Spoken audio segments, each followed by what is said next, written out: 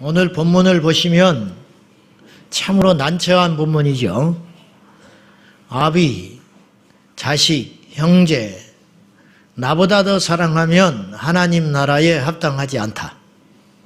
못 간다. 그런 말이에요. 어쩌란 말이에요. 버리라. 이렇게 말할 수 있는 분은 예수님밖에 없어요. 왜 그런지 아세요? 예수님은 우리를 위해서 목숨을 주실 분이기 때문에. 이 본문에서는 주실 분이죠. 우리에게는 주셨지만은 이 말씀을 하실 당시에 주님은 목숨을 주시러 오신 입장이기 때문에 나는 너희에게 말하는데 하나님 나라에 합당하지 않다. 못 간다. 나보다 네 자식을, 네 부모를, 네 형제를 더 사랑하는 자는 자격이 안 된다. 엄청난 메시지를 던져주고 있습니다. 오늘 회복 시리즈 7번째인데요. 순교의 신앙에 대해서 함께 말씀 나누겠습니다.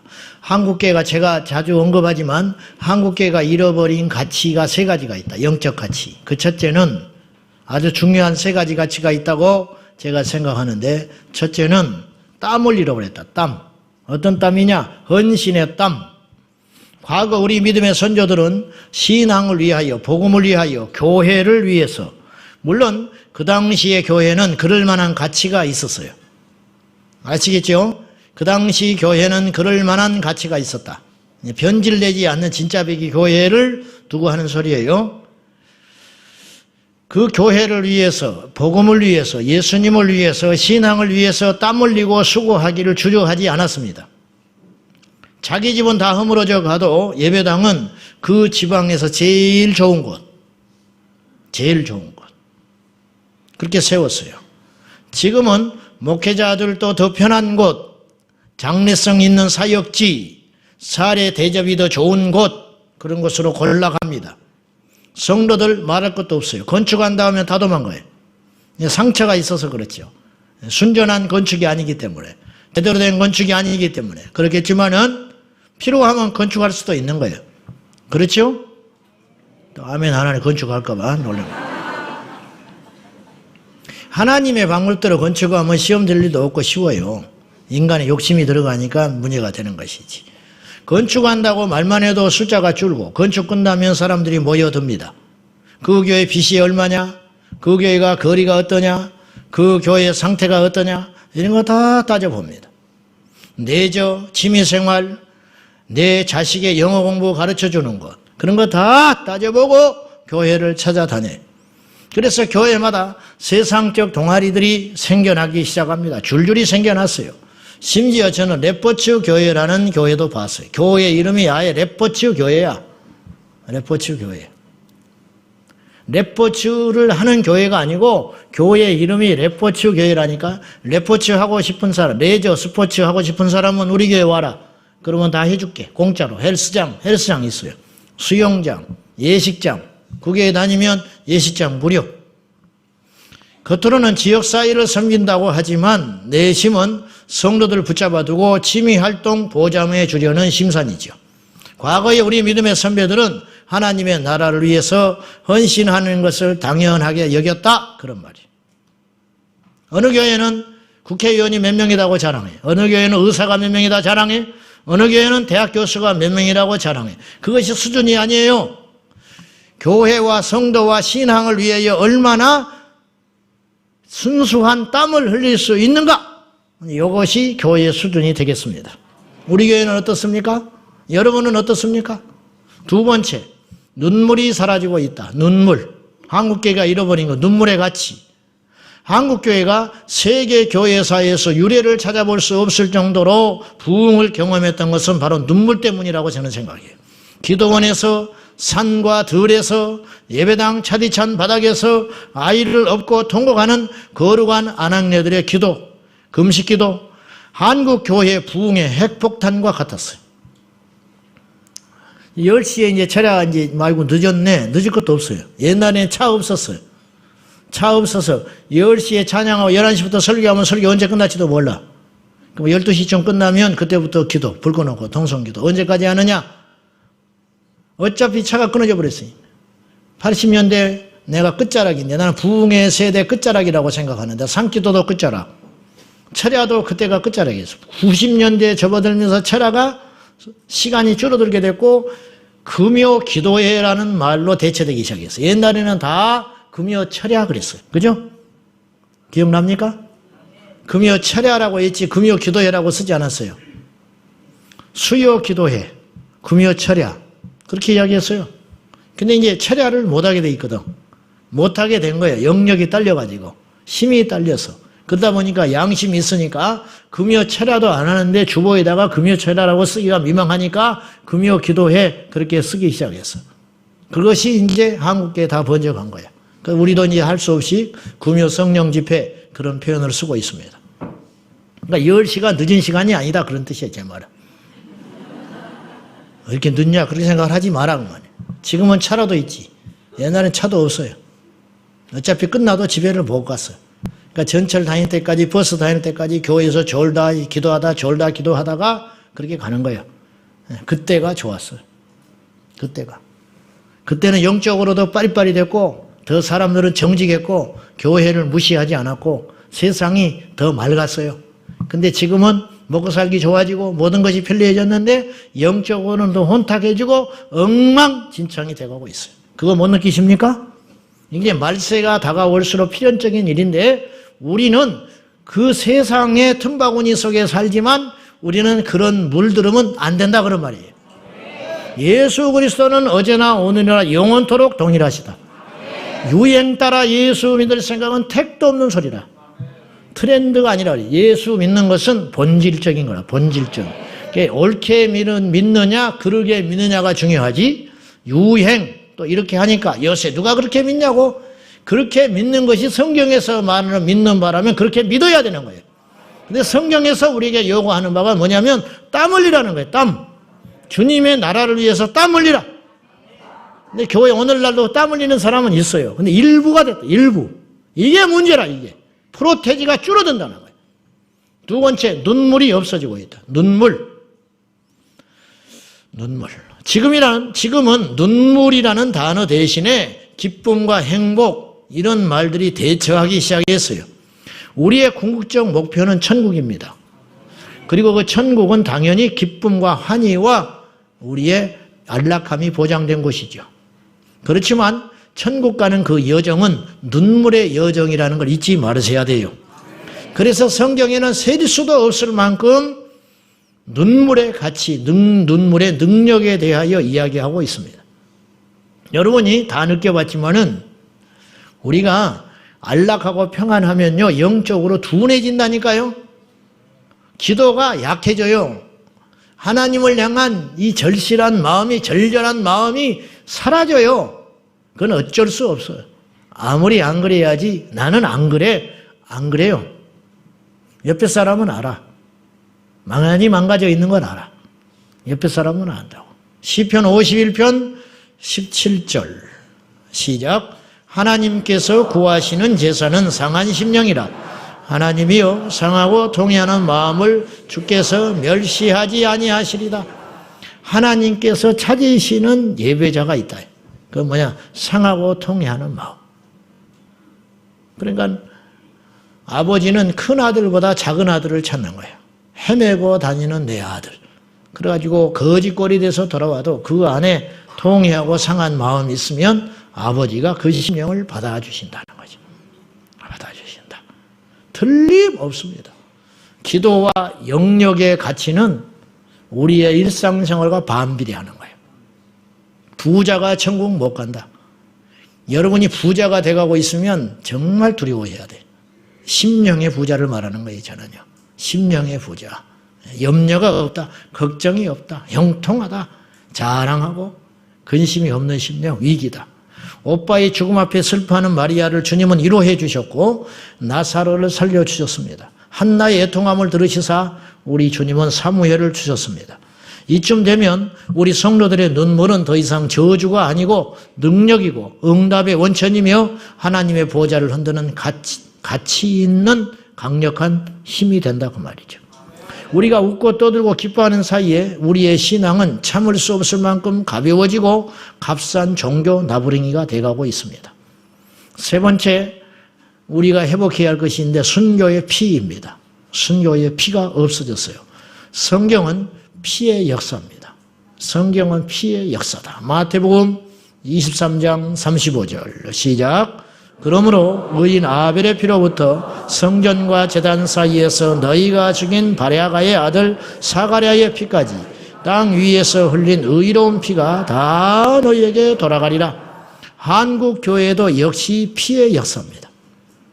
대동강에 뿌려진 목잘려 순교한 20대의 젊은 목사 토마스 선교사의 피, 그 피로부터 아프가니스탄 배형규 목사님의 순교의 피까지, 지금도 우리가 동시에 살기 때문에 잘 알려지지 않아서 그렇지 지금도 수많은 아직 알려지지 않는, 발굴되지 않는 무명의 순교자들의 피가 세계 곳곳에서 흐르고 있습니다. 예수님의 피로 세워진 교회는 스데반의 피로 더욱 부흥하게 되고 히브리서 11장에 무수한 이름 없는 순교자들의 피로 로마를 굴복시키게 되었다는 것입니다. 오늘의 주제가 평범한 주제는 아닙니다. 순교, 먼 다른 사람의 이야기, 그리고 먼 훗날의 이야기처럼 느껴질 수 있습니다. 먹고 살기 힘든데 순교? 글쎄, 그렇게 생각하실 분이 혹시 있을지 모르겠습니다. 우리의 현 상태로 봐서 피부에 와닿는 주제도 아닙니다. 오늘 39절에 자기 목숨을 얻는 자는 잃을 것이요 나를 위하여 자기 목숨을 잃는 자는 얻으리라. 이게 무슨 말이냐? 뭐 설명이 필요 없지요. 그 위에 있는 말씀대로 쭉 보면 내 목숨을 포기해야 자식을 포기할 수 있어요. 내 목숨을 내려놓는 결단이 있어야 부모를 믿음 때문에 버릴 수 있다고요. 그렇지 않겠어요? 그죠? 아마 우리가 이렇게 한다면 이단이라고 할걸요? 이단. 어떤 사람은 돈 때문에 부모 버립디다. 응? 어떤 사람은 출세하기 위해서 형제를 버립디다. 어떤 사람은 자기 살기 위해서 자식도 버리던데요. 그러면 예수 그리스도를 위해서 버리는 건 결코 과장된 일이 아니지 않아요? 왜냐? 예수 그리스도는 나의 영혼을 책임지고 있을 수 있는 유일한 능력 있는 분이기 때문에. 그분 아닙니까? 그러니까 당연하지요. 논리적으로. 보세요. 어떤 사람이 출세하겠다고 부모 버리면 어이 나쁜 놈이네. 그리고 돌아서서 속으로 어떤 생각이 드냐면 사람이 뭐 그럴 수 있지. 재산 분쟁 벌어져가지고 형제간에 의가 갈리고 서로 몇십 년 동안 등 돌리고 사는 사람 제법 많습니다. 그런 사람 보면 어떤 생각이 들어요? 나도 그럴 수 있겠다. 닥치면 그렇게 되던데요. 그렇게 돼요. 근데 왜 예수님을 위해서 형제를 버리는 건 2단이니 3단이니 잘못 믿니 뜯어먹으려고 난리냐고 말이에요. 에? 왜 그래요? 성경에도 또 그렇게 믿으라고 했는데.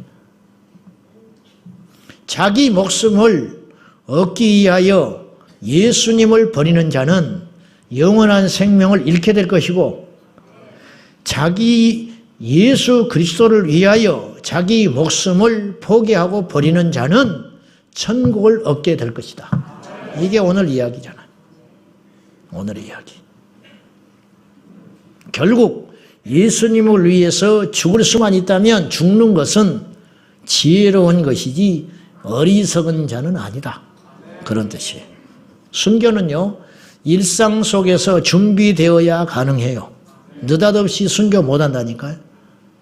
베드로, 바울, 스데반 이분들의 공통점이 뭔지 압니까? 순교했다는 거죠. 베드로 거꾸로 매달려 순교했습니다. 스데반 돌에 맞아서 순교했습니다. 바울 열도망 나와서 순교했습니다. 느닷없는 순교였을까요? 베드로의 순교를 예수님이 예언을 했어요. 자, 요한복음 21장 18절에서 19절인데요. 시작. 내가 젊어서는 스스로 띠띠고 원하는 곳으로 다녔거니와 늙어서는 내 팔을 벌리리니 남이 내게 띠띠우고 원하지 아니하는 곳으로 데려가리라. 이 말씀을 하시면 베드로가 어떠한 죽음으로 영광을 돌릴 것을 가리키심일러라. 손을 벌리리라. 십자가에서 죽는다.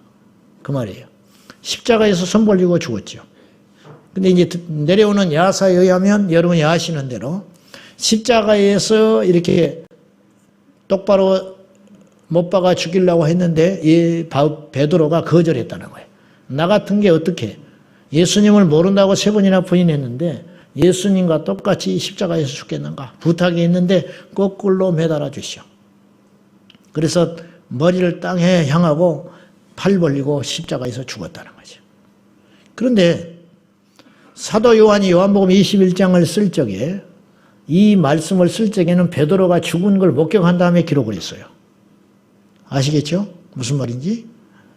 그러니까 베드로가 죽는다는 순교적 예언을 예수님이 하신 말씀을 기억하고 있었어요. 그때는 못 알아들었어. 네가 팔을 벌리리니 이 말이 죽는다는 말인지 이해하기 어렵지요. 띠를 네가 원치 않는 곳에 띠를 띄우고 데려가리라. 포박을 해가지고 네가 원하지 않은 죽음을 원하는 사람은 없지요. 데려갈 것이다.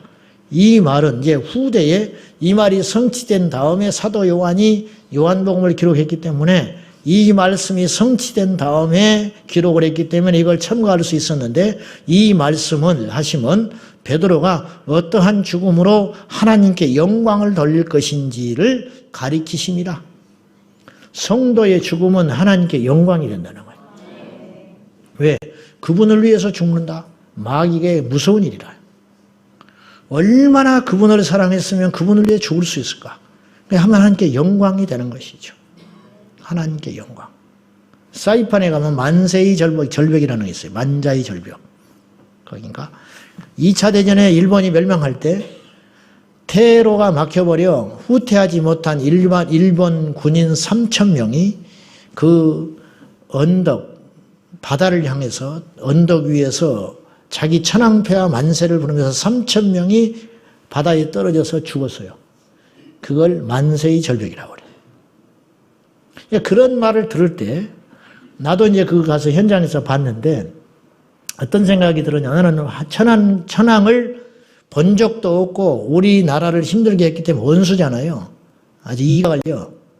그런데 예를 들면 본 적도 없고 봐야 할 이유도 없고 원수지만은 어떤 내 마음에 생각이 드냐면 도대체 그 인물은 어떤 인물이길래 이 꽃다운 젊은이들이 3,000명이 자결을 하고 이 국가에 대한 충성과 절개를 지킬 수 있었을까? 도대체 이 사람은 어떤 위대한 사람인가? 이런 경외감이 생기더라니까요. 옳지 않음에도 불구하고 자기 야망과 욕심을 위해서 패권주의에 사로잡혀서 젊은이들을 사지에 내몰았음에도 불구하고 내 안에 야릇한 경외함이 생기더라니까요. 우리 성도들이 예수 그리스도를 위해서 희생하고 하나님의 나라와 복음을 위하여 이 땅에 어떤 유혹과 공포와 두려움, 협박 속에서도 굴복하지 않고 오직 예수를 선택하면 그것이 하나님께 영광이 된다는 거예요. 그것이 차별성. 돈 때문에 무너지고 체면 때문에 무너지고 건강 때문에 무너지고 자기의 안위를 위해서 무너진다면 우리가 믿는 주님이 영광을 가로막게 된다는 것이죠. 사도 바울 역시 그의 죽음을 예언을 했습니다. 사도행전 20장 23절 시작. 오직 성령이 각성해서 내게 증언하여 결박과 환난이 나를 기다린다 하시나 성령께서 찾아오셔서 바울에게 너에게 앞으로 각성해서 기다리는 것은 결박과 환난이 기다리고 있다. 이렇게 미리 말씀해 주셨다는 거예요. 급기야 디모데후서 4장 6절에서 바울은 죽음을 직감하고 그의 서신서에서 이런 마지막을 남겼습니다. 디모데후서 4장 6절 시작. 전제와 같이 내게 부어지고 나의 떠날 시각이 가까웠도다. 전제라는 것은 뭐냐면 물로 들여진 재물을 말하는 거예요. 그러니까 물은 부어버리면 주워 담을 수 없지요. 그러니까 하나님께 드려진 물의 제사, 이게 전제인데 부어버리고 나니까 끝장났잖아요. 주워 담을 수 없고 끝난 운명이다. 내가 그와 같은 운명이다. 내가 하나님 앞에 드려진 제물과 같다. 죽음으로 드려진 전제와 같이 내가 벌써 부어지고 나의 떠날 시각이 가까워 오고 있다. 바울은 예측을 했다는 거예요. 그러나 베드로도 바울도 스데반도 전혀 두려워하지 않아요. 이들에게 순교는 이미 알려진 것이고 준비된 것이고 예비된 것이었습니다. 그래서 어쩌면 이분들에게는 정작 두려운 일이 아닐 수도 있었을지 몰라요. 일상에서 나타난 예비 순교자들, 즉 순교의 DNA를 가진 사람들의 특징이 있는데, 모범생은 본 시험 때 꼭 시험을 봐서 결과를 봐야만 아는 건 아니에요. 평소에 보면 알아요. 모범생은 시험 보기 전에 이미 알 수 있어요. 지각 잘 안 합니다. 화장도 잘 안 해. 우리 애들은 화장을 잘 안 해. 그렇게라도 믿어야지 뭐. 멋을 잘 안 내, 수수하니. 수업 시간에 집중도가 놀랍습니다. 졸고 있고 허튼 짓 하고 그러면은 공부 잘 못하는 아이예요. 옷차림 수수합니다. 그리고 선생님과의 관계가 아주 좋습니다. 선생님을 존중해주고 사랑을 받고 이쁨을 받아요. 이제 모범생들은 그런 특징이 있더라는 거예요. 특징. 마찬가지로 우리가 앞으로 우리 시대에 순교할 수 있다는 걸 전제하고 예수 믿어야 돼요. 아시겠어요? 이거는 피하고 싶다고 피할 수 있는 것도 아니고 하고 싶다고 하고 하는 것도 아니에요. 우리 먼저 가신 우리 선배들도 우리나라 초기 신앙인들은 순교했어요. 신앙을 지키기 위해서는 순교를 많이 했어. 순교를 하든지 타협하든지 둘 중에 하나였죠. 타협한 사람들이 제법 많았지요. 신사참배가 타협한 거 아닙니까? 이제 타협도 하기도 했고 또 순교하기도 했어요. 6.25 동란 때 많이 순교했어요. 알려지지 않는 제암리 교회에도 순교자입니다. 예배 드리는데 일제시대죠. 제암리는. 일제시대 일본 순사들이 예배드리고 있는 제암리 교회에다가 밖에서 못을 쳐버리고 출입문을 봉쇄해버리고 안에다가 불을 질러가지고 죽였습니다. 아까 제가 잠깐 언급했지만은 우리 동문이자 우리 후배 되는 목사님인데 배형규 목사님도 어쩌면 자기가 살려면 살 수 있었을지도 몰라요. 근데 거기서 목사는 한 분이었거든요. 인솔자. 그러니까 이분이 자기의 목숨을 던져야만 이들에게 뭔가 믿음의 기감이 되고 그렇게 해야 한다고 느꼈을지 모르겠어요. 그래서 하나밖에 없는 목숨을 자기가 던진 거예요.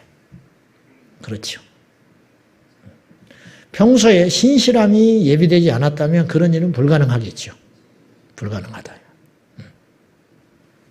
그렇듯이 우리가 지금 뭔 이야기를 하는 것 같아요. 사실은. 이런 설교를 우리가 잘 접할 기회가 없지요. 사실은. 느닷없이 순교하라. 너무 비장하잖아요. 너무. 주기철 목사님이 일사각오의 신앙이라는 제목으로 저 설교가 마지막 설교거든요. 옥에 잡혀가기 전 마지막 설교. 주기철 목사님도 마지막이라는 걸 알았어요. 그래서 강단의 마지막 할 때 몇 가지 이야기를 하는 중에 저 이야기를 하신 거예요. 일사각오의 신앙. 그러면서 이제 자기 부모, 노모도 부탁하고 자기 가족도 교회에 부탁하고 자기도 혹시 모를 이 일제 겁박과 협박과 이 환난, 핍박 앞에 자기가 굴복하지 않게 해달라고 성도들에게 마지막 부탁을 하고 설교를 마무리했어요. 그분도 두려웠어요. 근데 하나님께서 도와주셔서 순교할 수 있는 믿음 포기하지 않고 그 길을 걸어간 거지요. 여러분 어떠세요? 감정에 치우쳐가지고 휘딱휘딱 하는데 순교할 수 있을까? 나는 물어보고 싶어. 난 제일 신기한 게 뭐냐면 예수 믿는다고 하면서 삐지는 사람들이에요. 논문을 쓸까 싶어. 너무너무 이해가 안 가. 또 이런 사람 난 잘 이해가 안 가요. 막 아침에 저녁이 막 피 팍팍 달라지는 사람들. 응? 아침에는 막 선교사 간다고 그런다니까? 근데 저녁 때 되면 주일날 교회도 안 와. 그러니까 이해가 안 가는 거야, 나는. 정말. 그러니까 아무리 내가 이해를 하려고 해도 사람은 그럴 수 있다.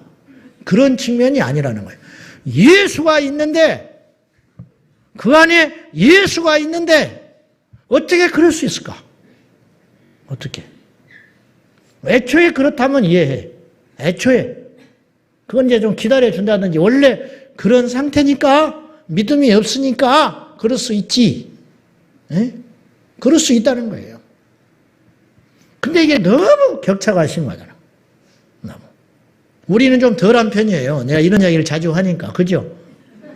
우리 좀 덜한 편이야. 좀 이제 조심하고 있고, 그것이 옳습니다. 아멘. 그게 신앙생활 하는 거예요. 그냥 막 이렇게 진폭이 크면 안 돼요. 그러면 영적으로 큰일 나는 거예요. 발전이 안 돼. 신앙은요, 신앙은 어떤 사람이 40일 금식을 하고 어떤 사람이 술을 못 끊고 있다. 이를테면, 이제 그럴 수 있어요. 극단적으로. 술 먹는다고 지옥 가지는 않습니다. 제가 이제 예를 들어서 하는 소리예요. 너무 괴로워하지는 마세요. 술 먹는 사람들. 또 다 때가 있으니까 끊을 날이 오겠지. 자, 40일 금식을 하고 이 사람은 또 술을 못 끊는다. 에? 그런 거 있어요. 그러면 40일 금식하는 게 믿음이 아니에요. 그럼 요 중간 평균치 있잖아.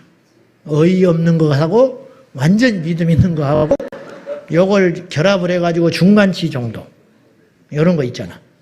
요게 믿음의 수준이지, 와, 저 사람은 40일 금식을 몇 번 했대. 그게 문제가 아니라는 거예요. 아시겠죠? 무슨 말씀인지? 자, 그러면 순교의 DNA를 가진 사람은 평소에도 순교할 수 있는 뭔가가 보인다는 거죠. 제 말이 틀린 말은 아니죠. 보일 거 아닙니까? 네, 보여. 자, 우선순위가 달라요. 응? 순교의 DNA를 가진 사람은 우선순위가 다르다니까. 부모 잘 섬기죠. 오늘 우리가 읽은 34절부터 39절, 불효 자식 되라는 소리가 아니고 막대 먹은 표류나가 되라는 뜻이 결코 아닙니다. 10계명에 부모를 공경하라는 게 5번째 계명인데요. 그걸 절대 주님은 무시하지 않아요. 그런 뜻이 아니에요. 이게 균형 잡게 성경을 봐야 되는데, 자, 내가 세상에 화평을 주러 온 걸로 착각하지 말라는 거예요. 나는 검을 주러 왔어. 예수, 이런 말씀은 없다니까요. 이래서 그리스도의 복음은 생명인 거예요. 그래서 진짜라니까요. 여러분, 사람을 만족시키는 종교라면 이런 말씀을 쓸 수가 없는 거예요. 이런 말을 해서도 안 되는 것이고, 이 주님이 이런 말씀들을 곳곳에 하지 않았다면 강단에서 이런 말 못해요. 왜냐? 보편타당한 인류 도덕과 대치되는 것이니까. 근데 누차 말하지만 생명은 윤리를 뛰어넘는 거라고.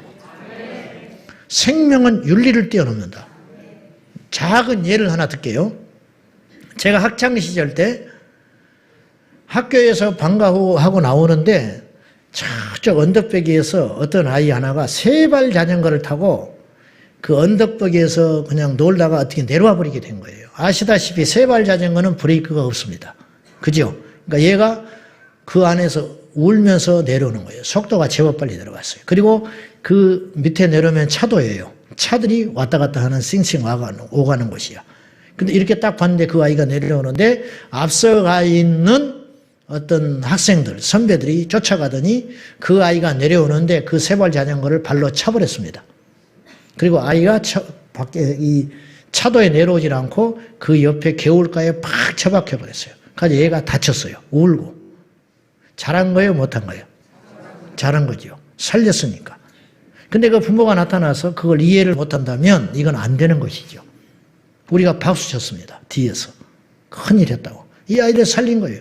그냥 차도에 내려왔으면 어떤 일이 일어날지는 모른다고. 생명은 항상 그렇듯이 윤리보다 앞섭니다. 우리가 윤리가 중요한 이유는 생명을 얻기 위한 거예요. 왜 교회가 도덕적이어야 되는지 아세요? 아시죠? 왜 교회가 윤리적이어야 되는지 아시죠? 영혼을 얻기 위한 거예요. 근데 도덕적인데 도덕과 윤리로 무장되었는데 영혼을 지옥으로 끌고 갔다. 그러면 이 도덕과 윤리는 의미가 없는 윤리와 도덕이라는 거예요. 제 말을 잘 오해하지 말고 들었으면 좋겠어요. 예수님이 화평을 주러 왔다. 화평은 윤리입니다. 근데 검은 생명과 직결되는 거죠. 내가 윤리를 가르치라고 왔다고 생각하지 말아라. 그러니까 우리의 귀가 윤리와 도덕으로 무장되어 있으면 이 귀를 빨리 씻어야 돼요. 뭘로 씻어야 되느냐? 생명의 말씀으로 씻어야 된다는 거예요. 내가 검을 주러 왔다. 내가 온 것은 사람이 그 아버지와 딸이 어머니와 며느리가 시어머니와 불화하게 하려 왔다. 누구 때문에? 예수 복음 때문에. 돈 때문에가 아니고 내 자존심 때문이 아니고 오직 한 가지만 해당되는 건데 예수 때문에는 불편할 수 있다. 예수 때문에는 의가 상할 수 있다. 예수 때문이라면 평생 안 볼 수도 있다. 예수 때문이라면. 금쪽 같은 외아들 하나 있었는데 선교사 가겠다고 졸라대는 거야. 그 자식을 어떻게 키웠는데 나중에 그 부모가 믿지 않기 때문에 배수진을 쳤어요. 네가 기어이 선교사 간다면 나는 네가 인연을 끊겠다. 그랬더니 며칠 있다가 기도원에 갔다 오더니 울면서 무릎 꿇고 아버지 용서해 주십시오. 그리고 큰절하고 나갔어요. 그런 막대먹은 자식이 있다는 거예요. 도덕과 윤리, 믿지 않는 이웃과 형제들 사이에는 이해할 수 없는 영적 결단. 그러나 그것이 예수 그리스도를 따르는 자의 모습일 수밖에 없다라는 거예요. 여러분 사람의 도리를 충실히 하세요. 그러나 사람의 도리의 끝자락은 무엇이 있어야 되냐면 영혼이 있어야 한다. 영혼에 살리기 위한 거, 영혼을 생명을. 믿지 않는 남편한테도 잘이라고 그랬어요. 바울은 그의 서신서에서. 이유가 있어요. 남편의 비유 맞추기 위한 게 아니고 믿지 않는 남편한테도 절대로 버리지 말고 잘해라. 그 이유가 뭐냐? 혹시라도 그가 돌이켜서 회개할 수 있으니까 그것을 위해서 참고 견디라는 거예요. 그래서 어찌 보면 철저히 예수 믿는 사람은 계산적이에요. 어떤 계산? 영적 계산. 이것이 내 영에 유익한가? 내가 이것이 주님이 기뻐하는 일인가? 여러분 그런 생각이 없다면 그 안에 예수 믿는 거 가짜예요. 이기적이라 해도 좋아. 세상 사람들이 우리 보고 계산적이라 해도 좋아요. 욕을 먹읍시다. 그러나 살기 위해서는 어쩔 수 없다. 살기 위해서 어쩔 수 없다. 예수님의 제자들이 순교했던 이유는 이들이 바보가 아니에요. 이들이 속은 게 아니에요. 피도 눈물도 없는 감정이 메마른 사람들이기 때문이 아니고 무엇이 중요한지를 알아버렸기 때문에 그것을 포기 못한다. 그것을. 나중에 다 포기했어요. 제자들이 부모도 떠났잖아요. 재산도 버렸죠. 세상에 즐거운 거, 만족한 거, 기쁨, 오락 그런 거 다 버렸죠. 근데 마지막 하나 남은 게 있었어요. 주님을 따르려고 하니까 마지막 하나 남은 거, 그게 자기의 생명이었어. 그래서 그것도 마지막에 하나님께 드려버리고 가는 거예요. 이거죠. 순교가 이거죠. 다른 거 아니고. 주님의 뜻이나 영광에는 안중에도 없고 오직 안지나 서나 자신의 명예, 욕심 그런 것들을 챙기는 이기심을 버리지 못하면 아무리 주님을 불러도 그건 거짓이에요. 아무리 사랑해도 그건 울리는 꽹과리와 같아요. 온 우주 만물이 자기를 중심으로 움직이고 있다고 생각하면 큰 착각입니다. 자기 기만, 자기 착각에서 빨리 헤어나와서 우리가 주님께 버림받을 수도 있는 죄인, 죄덩어리라는 것을 인식하셔야 돼요. 단지 우리 주님이 우리를 불쌍히 여기시고 우리를 쓰고 계시고 우리를 여기까지 지켜주신 것, 그것이 다입니다. 교회사 속에서 가장 탁월한 설교로 인정받는 조나단 에드워즈가 1741년 6월 18일 날 행해진 이 설교가 교회사 속에서 핵을 긋는 유명한 설교라고 해요. 그 설교 제목이 뭐냐면 진노한 하나님의 손에 붙들린 죄인들. 이제 그런 긴 제목이에요. 들어보셨죠? 여러분들도. 진노한 하나님의 손에 붙들린 죄인들. 그런 설교를 조나단 에드워즈가 했는데 그 설교의 주제, 이 클라이막스가 뭐였냐면 그분이 이렇게 설교했어요. 지금 하나님께서 우리가 어디 시골에 같은 데 가면은 거미줄이 이렇게 손에 걸려요. 그럼 거미줄 이렇게 딱 걷으면 기분이 썩 안 좋습니다. 이렇게 촉감이. 그래가 이렇게 털어버리려고 하는데 거미가 이렇게 타고 올라오고 있다는 거예요. 그걸 하나님이 이렇게 보고 있는 듯이 우리를 지옥의 불구덩 속에서 불구덩 위에 올려놓고 마치 거미줄을 손에 들고 있는 사람이 그 타고 올라오는 거미를 역겹게 바라보는 것처럼 하나님이 우리를 지옥의 입구에서 고민하고 계신다. 이걸 털어버릴까 건져줄까. 털어서 발로 밟아버렸어요. 거미를. 아니면 살려줘서 이렇게 놓고 그냥 손 불편하지만 이렇게 털어버리고 살려줄 수 있다. 그 전적인 선택은 누구한테 있는 거예요? 하나님에게 있지 않냐? 이렇게 이야기하는 거예요. 우리가 너무 오만해요. 저부터서. 우리가 너무 큰 착각에 빠지고 있어요. 마치 우리의 모습을 보면 어떤 모습으로 지금 우리가 비춰지냐면 구원받아 마땅한 사람처럼 앉아 있어요. 우리가 마치 어떤 모습을 가지고 하나님께 나오냐면 구원 안 해주면 안 된다고 따지는 사람처럼 나와 있어요. 그러니까 구원의 기쁨과 감사, 감이가 없는 거지요. 응당 당연한 것이죠. 하나님이 그렇게 꼭 해주셔야 돼요? 안 해주시면 어떻게 할 건데? 우리를 다 지옥에 보낸들 우리가 어떻게 그분께 불의하다고 말할 수 있나요? 없지요. 그런데 하나님의 그 큰 사랑이 오늘 우리를 구원하사 건져 올리셔서 여기에 있게 하셨다네. 구원받았다는 걸 전제하고 말하는 거예요.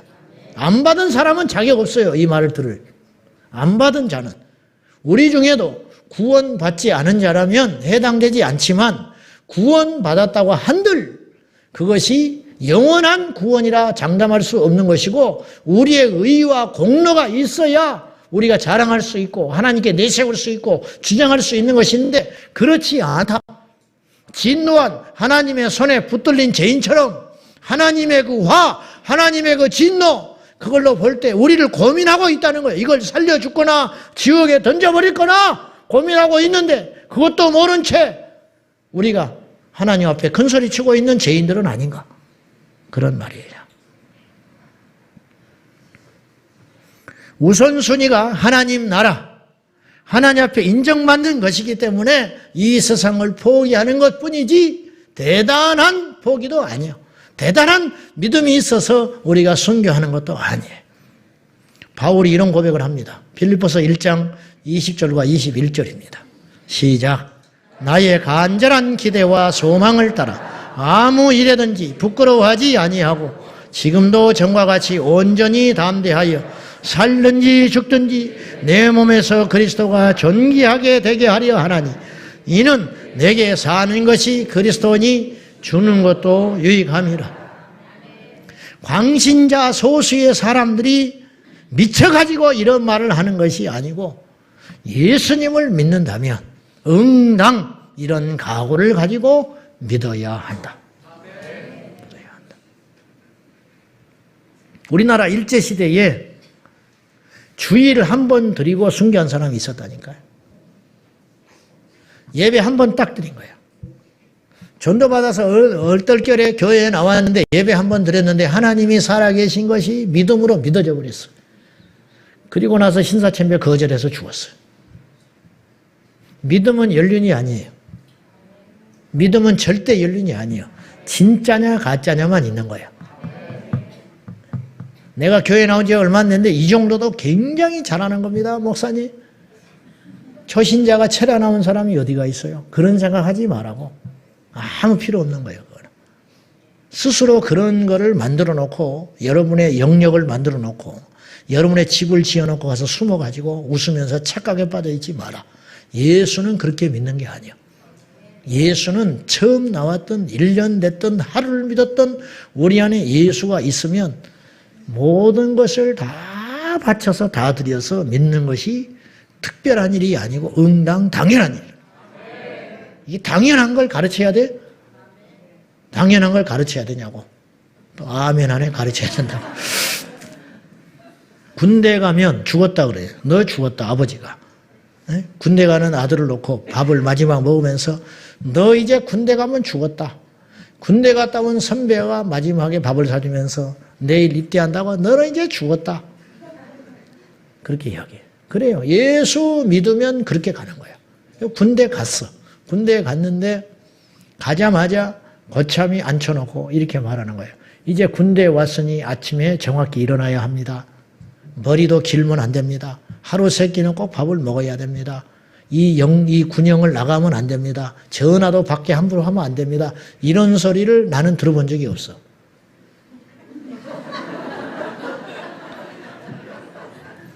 방이라서 안 받으냐. 방이라서 안 들은 게 아니고 나도 4주 훈련은 받은 사람이야. 훈련소 갔는데 이런 소리 안 가르치더라고. 왜 안 가르친지 알아요? 당연하니까 안 가르치는 거예요. 아셨어요? 당연한 건 가르칠 필요가 없어요. 뭐하러 가르쳐? 입 아프게. 결혼해놓고 첫날 남편이 아내한테 여보 이제 우리가 결혼을 했어. 결혼을 한 게 뭔지 아시오? 글쎄요. 옛날에 첫사랑 잊어야 됩니다. 이런 말 해요? 할 필요 없어. 그건 당연한 거예요. 당연한 거라니까. 우리가 교회에 나와서 예수를 믿잖아요. 그러면 당연해요. 가르칠 필요가 없어. 예수가 전부야. 근데 이걸 가르쳐야 돼? 모르니까 수준이 떨어지니까 계속 가르쳐요. 똑같은 소리. 언제까지 우리가 술 먹지 말라는 소리를 계속 해야 돼? 응? 언제까지 예배 시간에 늦지 말라는 소리를 해야 되냐고? 언제까지? 이게 안 된다니까. 이게 말이 되는 소리예요? 이게? 이래가지고 순교하겠냐고 말이에요. 또 할 수도 몰라. 할지도 모르는데 하다 보면 할 수도 있어. 그냥 얼떨결에 억지로 십자가 지듯이. 줄을 잘못 썼는데 그냥 어떻게 하다 보면 다 죽어버렸어. 그것도 믿음이고 은혜인데. 자, 바울이 포기한 게 순서가 있습니다. 첫째는 이 세상에 속한 모든 걸 포기해요. 로마의 시민권, 세상의 인맥, 지식과 철학. 이게 빌립보서 3장이거든요. 내가 예수 그리스도를 만나기 전에 알던 세상의 모든 가치들, 그것들을 나는 배설물로 여긴다. 그리고 다 버린다고 그랬어요. 그 다음에 포기한 게 있어요. 그러니까 제일 먼저 포기되는 게 세상적 눈에 보이는 가치들이에요. 그것들을 일단 포기했어요. 그리고 나니까 두 번째 무엇이 자기한테 큰 짐덩어리로 다가왔냐면 자기 자아였어요. 그래서 갈라디아서 2장 20절에 자기 자아를 내려놔요. 내가 그리스도와 함께 십자가에 못 박혔나니 그런즉 이제는 내가 산 것이 아니고 내 안에 그리스도께서 사신 것이라. 내가 죽었다는 거예요. 육신의 이 목숨은 아직 죽지 않았지만 내 자아, 내 자존심, 내 어떤 것들, 이것들 이기심이 다 주님과 함께 십자가에 죽어버렸다. 이게 두 번째 죽은 거예요. 세 번째 자기에게 마지막 죽는 게 있었는데 생명 포기. 그래서 사도행전 20장 24절에 각 성에서 나에게 성령께서 결박이 기다린다고 하지만 나의 달려갈 길과 주 예수께 받은 사명 곧 하나님의 은혜의 복음을 증거하는 일을 마치려 하면은 나의 생명을 조금 더 귀한 것으로 여기지 않을란다. 그래 바울이 항상 주머니에 자기의 목숨 포기각서를 갖고 다녔어요. 그러다가 복음을 계속 전하고 다니다가 죽을 기회가 없었어요. 기회가 되면 죽으려고 했던 사람이 바울은. 근데 하나님의 뜻이 계셔서 오래 살게 했어요. 그래가지고 바울을 무척 많이 사용하셨어요. 그래서 소아시아에 교회를 세우고 로마에까지 가게 하시고 그러다 보니까 바울이 나중에는 스페인까지 가려고 마음을 먹었는데 그곳은 가지 못하고 자기의 목숨을 내놔야만 했어요. 이것이 네로 황제 때 그가 죽은 거예요. 이게 63년에. 여러분 우리 교회 성도들 중에 순교할 사람이 얼마나 될까? 몇 프로나 될까? 여기 앉아서 예배하는 여러분 중에 몇 프로나 될까? 예수 믿고 부자 되고 예수님 믿고 인격이 개발되고 예수님 믿고 자식이 번성하고 그것만이 복음이 아니다. 복음은 생명이다. 복음은 십자가다. 사람이요 불량식품을 계속 먹고 인스타트를 먹으면 집에서 해주는 제대로 된 건강식을 맛이 없어서 못 먹어요. 우리 애들이 그래. 자극적이고 달고 맵고 NSG 들어간 것만 계속 먹다 보니까 집에서 내주는 그 영양가 있는 청국장을 냄새가 나서 못 먹어. 파김치를 못 먹어. 그게 얼마나 건강에 좋은데. 안 먹어. 안 먹으려고 그래. 요즘 아이들 중에 김치 못 먹는 애들이 태반으로 많아요. 억지로라도 먹여야 돼. 복음도 마찬가지다. 싸구려 복음을 계속 들으니까 진짜 복음을 견디지를 못하는, 잘되고 부자되고 형통하고, 여러분 속지 마세요. 그런 설교를 꼭 아멘을 아무리 크게 해도 여러분 부자 안 돼요. 부자는 하나님이 만들어줘야 돼. 자식이 잘 되는 거 아멘 아멘 절대로 안 돼. 하나님이 형통하게 해줘야 잘 되는 거예요. 그걸 모르는 거예요. 하나님을 기쁘게 하고 하나님을 영화롭게 하고 하나님 앞에 내가 복음의 진수를 깨닫게 되면 그의 나라와 의를 구하면 주님이 다 책임져 주신다. 적어도요, 제가 아는 선교사님들 자식은 다 잘 됐어요. 다 잘 됐어. 과장이 아니요. 과장이 아니요. 심란했습니다. 가서 보니까 아이들은 사춘기 우울하고, 그리고 입이 이렇게 나와가지고 부모가 선교사지 내가 선교사냐 이거예요. 왜냐? 어릴 때 부모의 손에 끌려가지고 선교지에 왔는데 하루아침에 자기 고국 친구들을 다 떠나서 말도 안 통하는 그곳에 초등학교 때 와가지고 왕따 당하고, 또 선교지 부모들이 떠나면 언제 돌아올지 모르고, 또 지역에 위험하니까 이것저것 옮겨다니고, 애들이 뭘 해야 할지를 몰라.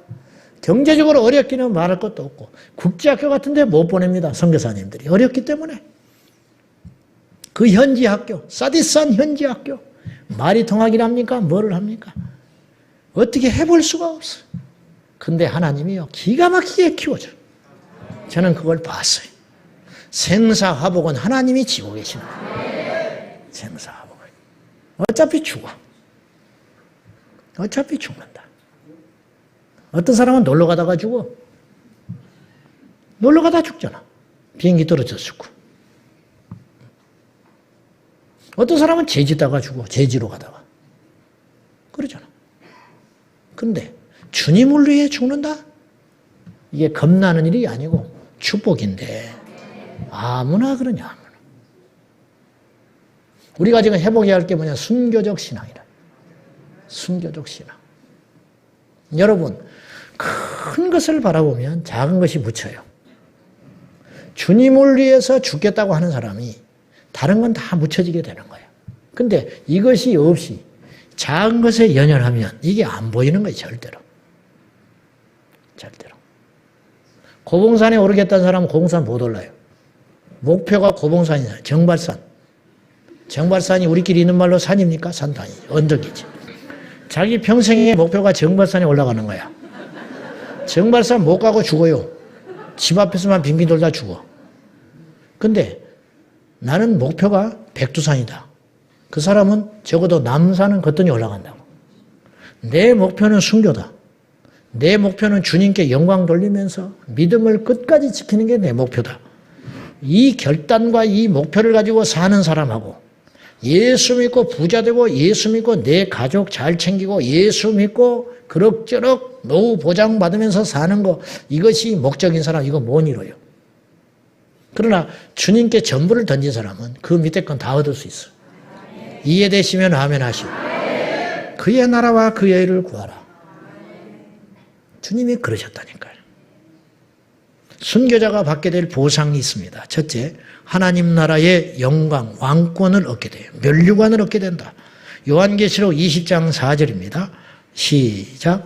또 내가 보니 예수를 증언하고 하나님의 말씀 때문에 목배임을 당한 자들의 영혼들과 또 짐승과 그의 우상에게 경배하지 아니하고 그들의 이마와 손에 그의 표를 받지 아니한 자들이 살아서 그리스도와 더불어 1000년 동안 왕노릇하니 천년왕국에 들어갈 사람들은 순교자들이다. 이야, 기가 막힙니다. 너무 두려워하지 마세요. 왜냐? 그 힘도 하나님이 주시는 거예요.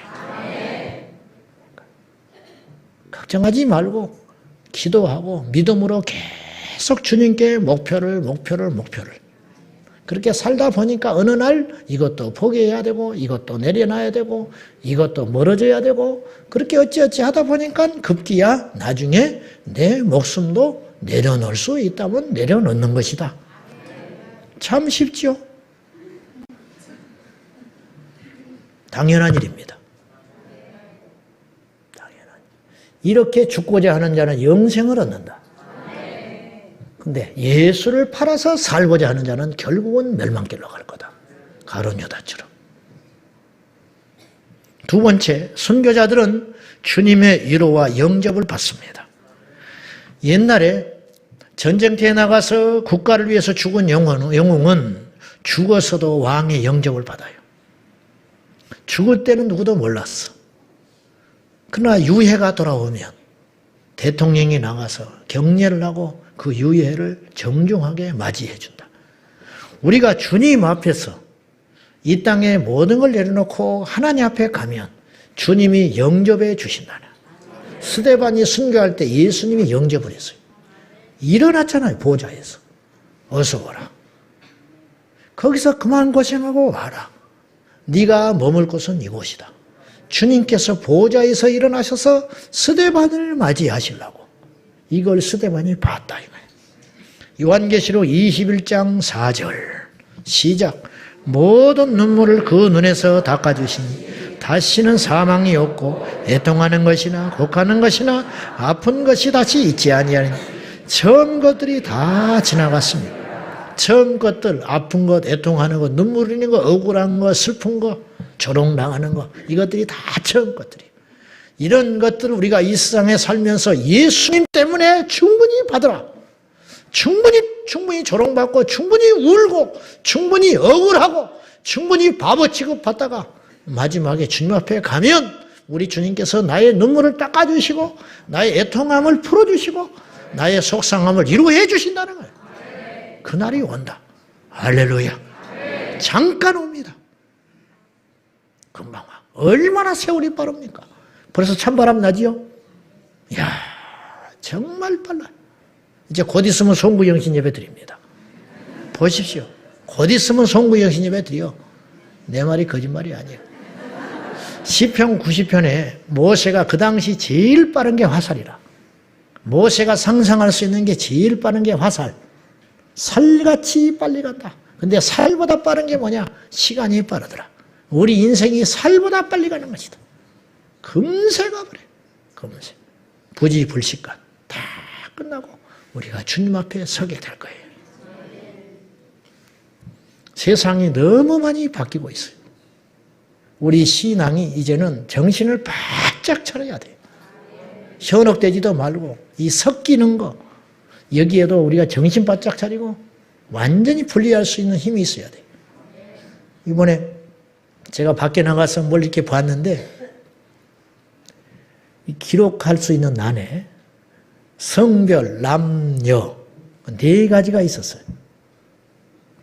남자냐 여자냐 아니면 밝히고 싶지 않냐. 4번째 사용자 즉 내가 성을 선택할 수 있는 난이 있더라고. 옛날엔 2가지밖에 없었어. 남녀. 근데 지금은 4가지다니까요. 남녀 아니면 프라이버시 때문에 밝히지 않든지. 4번째는 체크하는 난에가 사용자가 성을 정할 수 있게 그 난이 있었어요. 아, 생각보다 빨리 와 있구나. 피부에 빨리 와 있어. 어떤 분이 자기 애를 학교에 보냈는데 원어민 교사가 게이 부모 밑에서 자라는 사람이야. 게이. 그걸 알게 됐다는 거예요. 그러면 이 원어민 교사도 마음이 정상은 아니에요. 그러면 내 아이한테 어떤 영향을 줄지를 모르겠다 두려워하는 거예요. 이런 일들이 갈수록 많아지게 되는 세상. 내가 염려하는 건 이런 세상의 흐름 속에서 기독교의 절대 진리의 가치, 이건 과연 어디에 설 것이냐. 옛날에는 오직 예수를 외쳐도 세상 사람들이 아무 소리 못했어요. 십자가를 당연하게 생각했을지 몰라요. 그러나 이제는 오직 예수를 외치면 교회에서조차도 받아들이기 어려운 시대가 올 것이다. 이런 세상이 도래하고 있다는 거죠. 그러므로 사랑하는 성도 여러분, 명심하십시오. 세상에 어떻게 굴러가더라도 절대 타협해서는 안 됩니다. 타협하지 않는데, 타협하지 않고 우리의 믿음을 지키고 우리의 생명을 우리가 천수를 누리다가 하나님이 우리에게 주신 연수를 누리다가 가면 갈 수 있지만 만약에 우리 신앙을 지키느라고 우리가 중도에 우리 생명을 포기해야 된다면 포기할 수 있는 것도 믿음이다. 그걸 대비하고 믿어라. 당장 몇 년 안에 우리에게 순교의 칼날이 우리를 향하지는 않겠지만은 우리 당대에 순교할 것인가 타협할 것인가 하는 요구를 받는 날이 올 수도 있다라는 거죠. 저는 그것을 대비하고 믿어야 한다 생각합니다. 요즘에처럼 제가 이 말씀이 피부에 와닿을 때가 없었습니다. 주 안에서 자는 자는 복이 있도다. 믿음을 한평생 지키다가 자기 천수를 누리고 믿음으로 마지막 생애를 마친 분들은 복이 있구나. 내가 요새 그런 생각이 드는 거예요. 이 생각도 내가 겁이 나서 드는 생각인지는 모르겠습니다. 우리 젊은이들이요, 앞으로 다니엘 김 선교사가 말하는 것처럼 앞으로는 더 좋은 세상 안 열립니다. 기억하셔야 됩니다. 우리 젊은 청년들이요, 우리 자녀들이요, 앞으로 절대 지금보다 좋은 세상은 안 열려요. 갈수록 우리의 숨통을 쪼여오는 정책들과 어떤 흐름들이 있을 것인데 이때를 대비하여 정신을 바짝 차리고 믿음으로 꼭 승리할 수 있기를 주님의 이름으로 축원합니다. 제 설교가 빗나가도 상관없습니다. 그러나 맞을 수 있다면 그것도 대비할 수 있어야 한다. 자, 땀과 눈물과 피가 사라지고 인간의 방법과 세상적 힘 그리고 사람들의 만족만 남아버린 가짜 신앙인들 틈바구니 속에서 우리가 어떤 믿음으로 온전한 신앙을 가져야 할 것인지 여러분이 날마다 고민하셔서 순교적 신앙을 회복할 수 있기를 주님의 이름으로 축원합니다. 기도하십시다.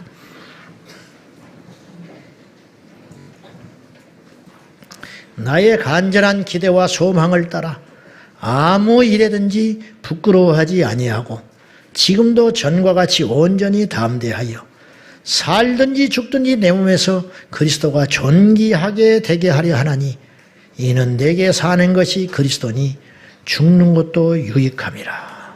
바울의 고백이 우리의 고백이 되기를 원합니다. 주님, 기독교 역사는 피로 시작하였습니다. 피가 없을 때도 있었지만은 오늘 이 시대에 피의 흐름들이 밀려오고 있습니다. 주 예수여, 예수님에 대한 믿음을 지키기 위하여 십자가의 복음을 지켜내기 위하여 우리의 목숨을 요구한다면 기꺼이 내놓게 하여 주시옵소서. 아버지 하나님, 잠들어 있는 이 땅의 교회들과 이기적이고 세상적 욕망과 이기심들로 꽉 차버린 가짜 신앙 가운데 우리를 건져내 주시옵소서. 순전한 복음, 십자가 밑에 무릎 꿇게 하여 주시옵소서. 예수님의 이름으로 기도하옵나이다.